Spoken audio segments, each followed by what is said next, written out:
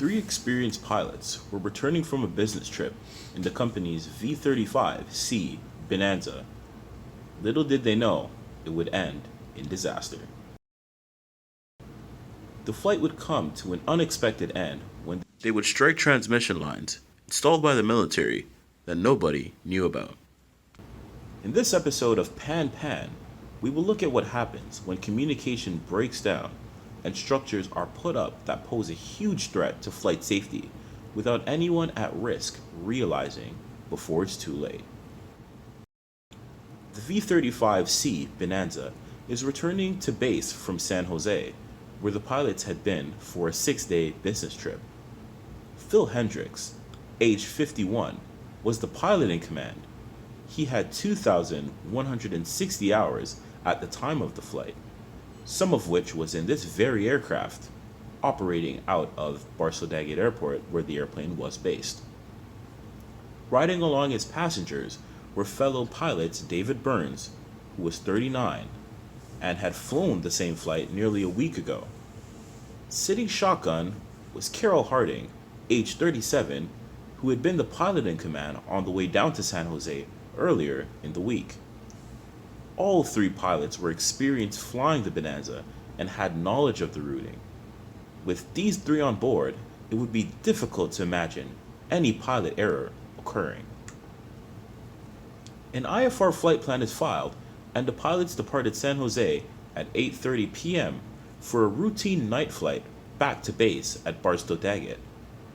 These pilots flew southeast bound for almost 2 hours at 13,000 feet, using oxygen of course. The pilots approached the basal intersection at the Victor 394 airway, 18 miles out from the Daggett VOR. They were given a routine letdown to 5,000 feet, with the vector from ATC to 5 miles northeast of the Daggett VOR to commence the VOR 22 approach. This was convenient for the pilots because it wouldn't require a procedure turn. However, the weather at the airport was currently showing a low 400-foot overcast ceiling with 2.5-mile visibility. The minimum decision altitude for the approach was 1,243 feet, one of the highest minimum decision altitudes in the country. Given that there was more than an 800-foot difference between the minimum decision altitude and cloud bases, there was no way a pilot could legally complete the VOR approach because they wouldn't make ground contact until far too late. Although the pilots officially planned to do the VOR approach, it was really their intention to go missed and fly an unofficial local procedure which involved flying low off the ground and following the I-15 approach into the airport, a procedure that local pilots have routinely been using. Weather's not looking too good. I think we might have to shoot the old I-15 approach. Yeah, I think I'm with you there, man. We're definitely going to have to shoot that approach with the weather. Alright, sounds good. All right. The Bonanza flew over the VOR at 5,000 feet, turned to a heading of 223, and swiftly descended to 2,300 feet. They reached the minimum decision altitude and declared the miss. Phil headed back towards the VOR as if to try again, but instead canceled IFR and continued towards the VOR. LA arrival, November 127 Kilo Whiskey. Just came up under the overcast, going to cancel IFR. Proceed VFR inbound to the airport, November 127 Kilo Whiskey. For IFR approach into Barstow Daggett, we'll be expecting you soon for your visual approach inbound for the field. Ha! I guess they're doing the I-15 approach. After canceling their IFR, the pilots would head back towards the Daggett VOR and overfly on a heading of 060 degrees. Eventually, they would make visual contact with the I-15 interstate, make a 180-degree turn, and fly at 300 to 400 feet above the ground, heading back towards the airport. The I-15 in sight. Typically, if the pilots reach 300 feet above ground level without making any visual contact, they would divert to an alternate airport or in rare cases end up landing on the highway. Recently, since the weather has been good for the past 2 weeks, no one had to shoot the I-15 approach, which would lead to nobody encountering or noticing the wires in clear day. The military's plan to install their wires went unannounced until it was completed late prior to Monday, which would have made it impossible for the pilots to find out since they departed 2 days prior to installation. They were also going to be the first ones in 2 weeks to try the IFR approach into KDAG. After passing the VOR, they descended to 2,400 feet above sea level and broke out of cloud when they were 8 miles east of the VOR, which was 20 miles from the airport. Phil swung the Bonanza back to a heading of 220 following the highway towards the airport. As the Bonanza continued along the highway, they were just brushing the bases of the overcast clouds and keeping the highway in sight. Phil flew the airplane, taking advantage of its instruments, and let Carroll maintain visual contact with the ground. At this point, they were at 385 feet above ground. 10 miles out, over an exit ramp, Carroll called in their position. Barstow Daggett traffic, Bonanza, November 127 Kilo Whiskey's 10 miles straight in, runway 22, full stop, Barstow. As Phil continued his approach, he reduced the power and added flaps to fly his approach speed and held exactly 2,300 feet above sea level, which would only be 385 feet above the ground. What Phil couldn't have possibly known is that this was just the right altitude to encounter the wires.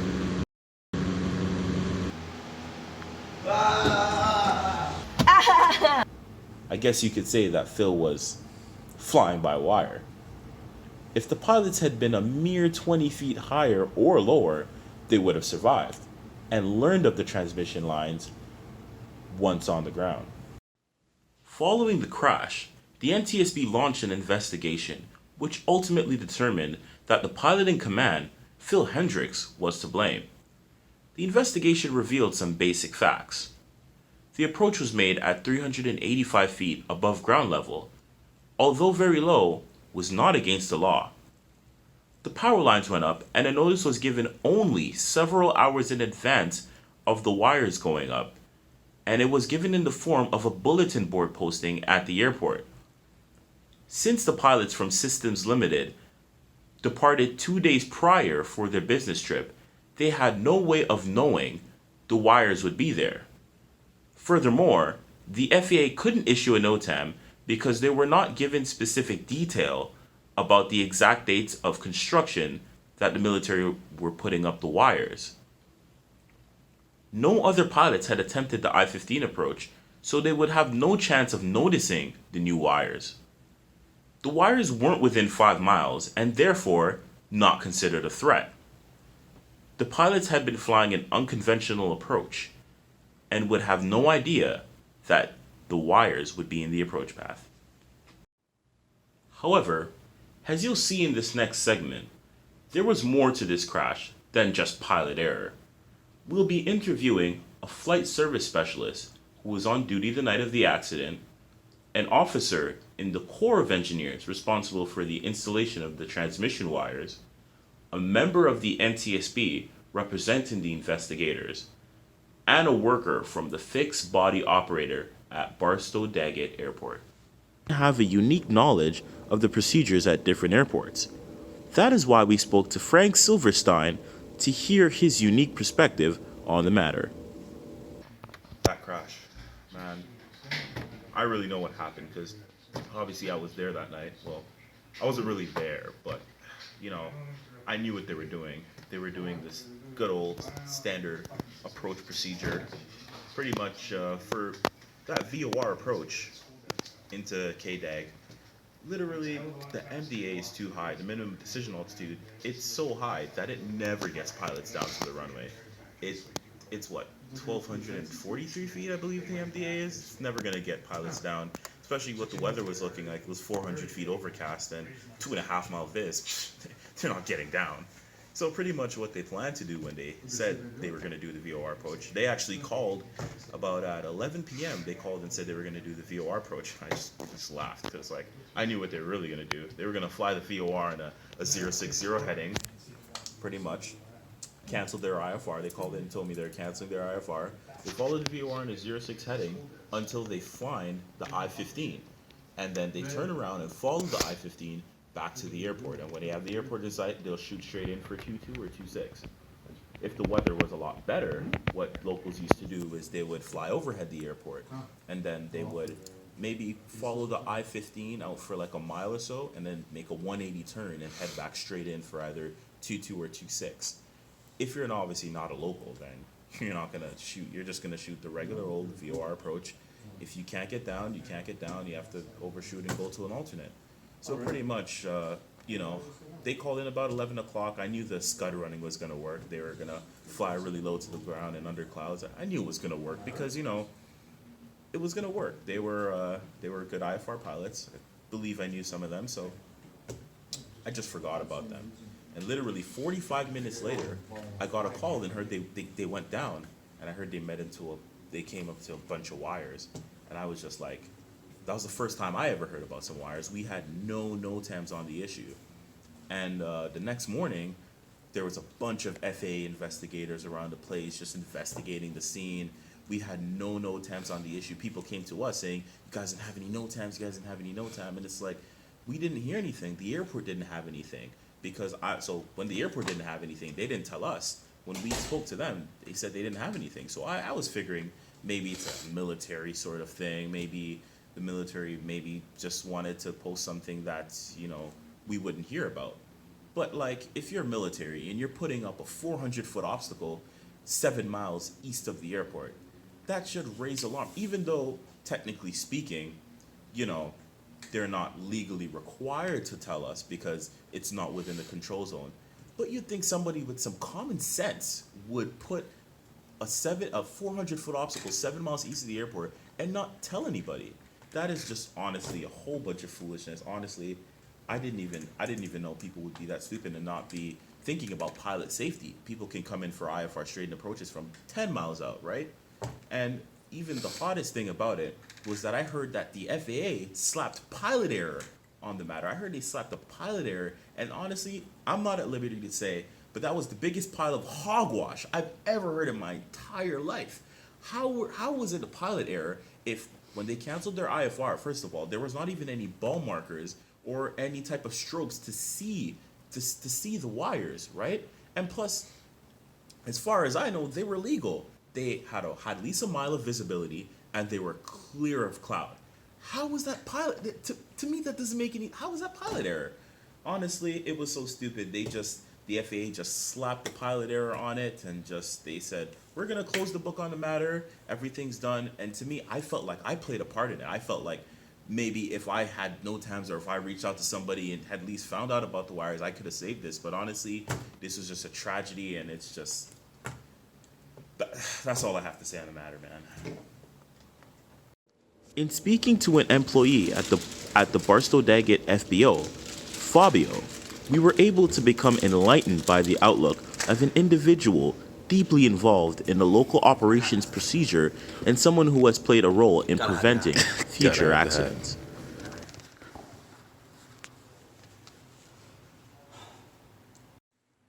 So ever since these power lines were put up, we've been trying to get them down. You know, we don't even know whose jurisdiction they fall under. You know, is it the Marines? Is it the Department of Defense?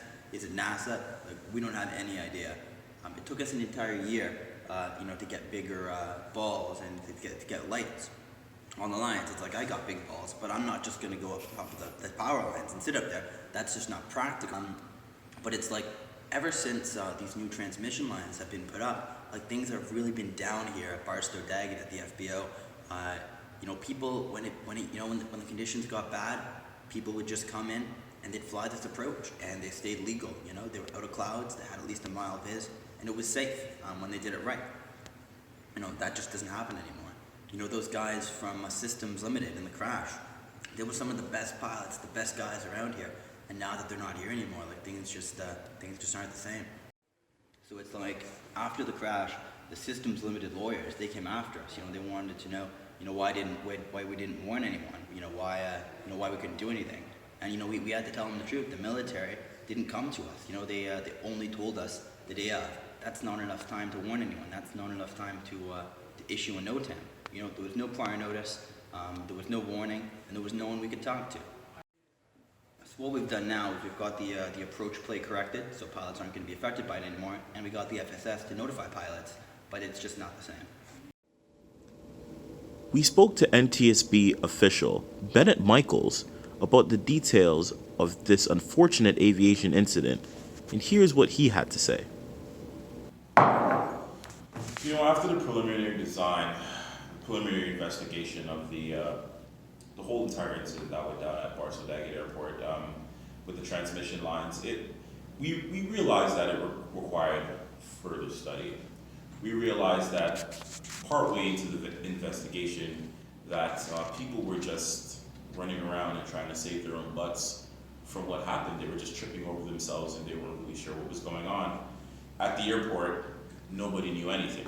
Nobody had any documentations of any sort of issues that happened, any sort of NOTAMs, any sort of calls from anybody that just notified them that, hey, there are wires that are located 7 miles from the airport. And it just proved to us that there wasn't enough, how should I say this?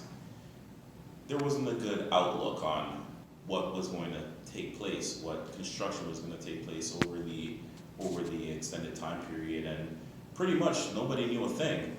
But, you know, the Marine Corps, those people, dealing with them is just a whole nother ballgame.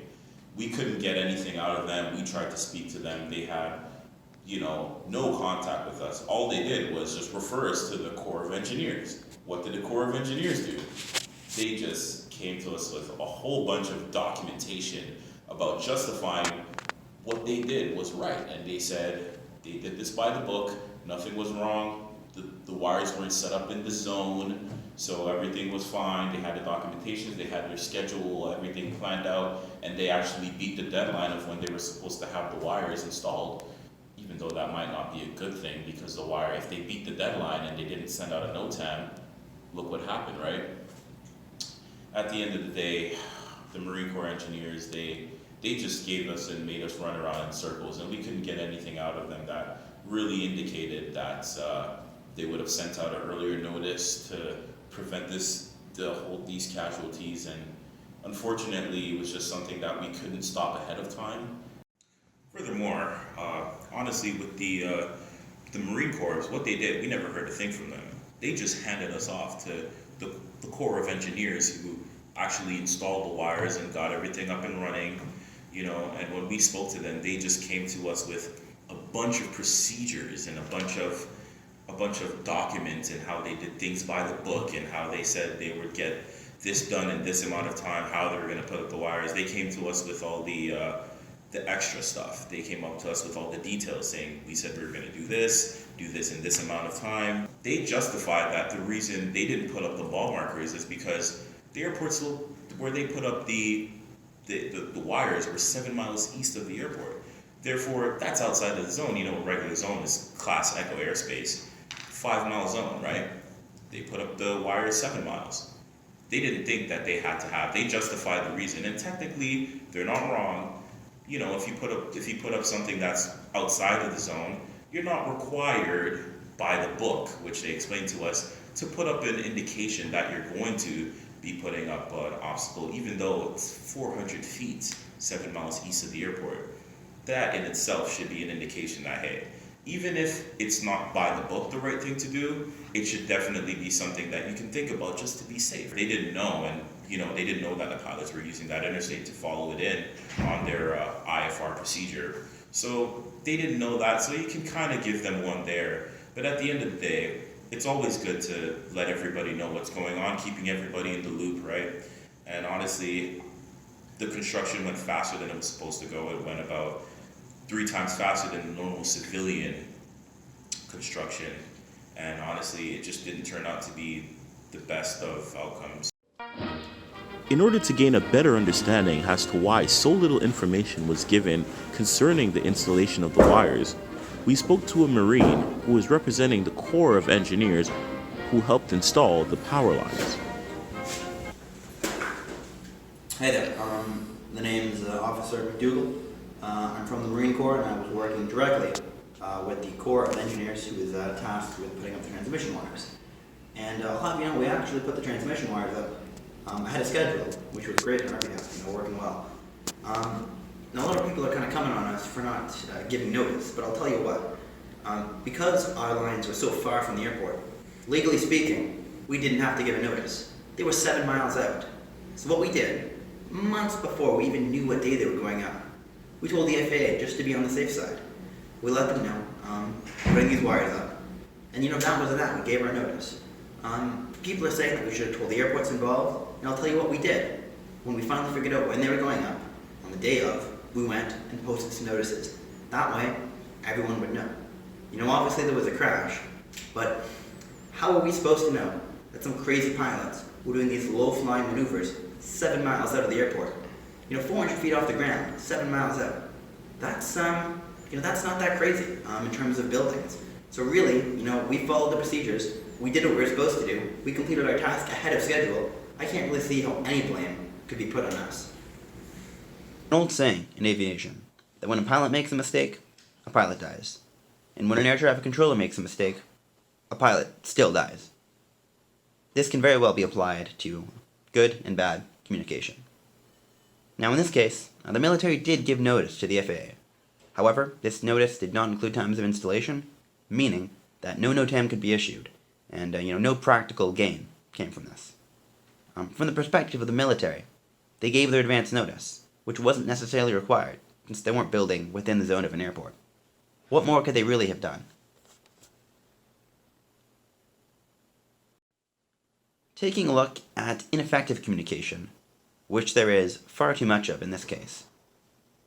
On the part of the FAA, they received advance notice from the military, and although it may be true that they were not able to issue a NOTAM, they still could have consulted with local airports just to be sure there was no safety concern. They did not do this. They also could have followed up with the military and asked them, when are you going to install these power lines? They never followed up. On the part of the military, of course, they did send their notice. However, they did not give start and completion dates. It's very easy to assume that at some point they would have known start and completion dates, surely before the day of construction. They did not give any further notice. They also did not install any lights or marker beacons until after a fatal accident had taken place. Being as close as they were to an airport, it would seem logical that one might want to install lights and beacons to prevent crashes, even if you are outside of the zone. They also did not give timely and detailed notice to local airports. Looking back at the accident, it is obvious that if the military had consulted with anyone from the Barstow-Daggett Airport, they would have learned of the massive safety issue they would be causing, and a compromise likely would have been reached. And lastly, there was ineffective communication from the local pilots. They neglected to inform the FAA of their non-standard procedure. Of course, when flown well, it was considered to be safe by many. However, when the FAA doesn't know about it, there's nothing they can do to ensure that safety. Had the FAA made this a standard procedure and published charts and explained it to the general public, the airspace around it would have had a certain degree of protection, and those power lines would have never been able to go up. If we want to keep aviation, as we know it, from being a deadly endeavor, we have to look past regulations. We have to look past the bureaucracy, and we have to think of the bigger picture. Simply put, we need to communicate. So the next time you're just following the regulations, doing what you're supposed to be doing, consider that we don't know who the next Phil in a Bonanza is going to be.